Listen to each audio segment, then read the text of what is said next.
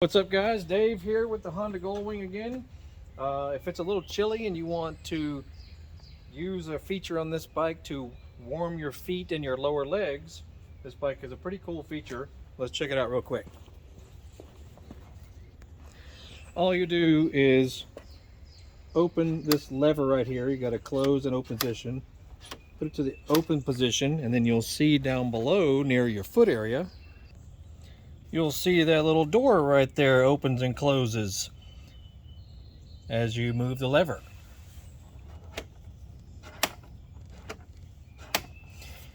And once the engine warms up, it'll send warm air out here around your feet and your lower leg region. And it does make its way up to your body as well, believe it or not, especially if you're going kind of slow. So pretty nifty little feature. And that's that. This is the 2012 Honda GoldWing GL1800. This particular model is a non-ABS, non-GPS, non-airbag model. So it's a base model basically, but that feature is pretty much the same on all of them.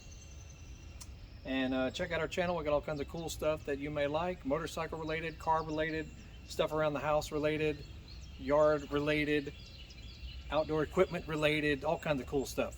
So check us out and make sure you Google Horsepower House.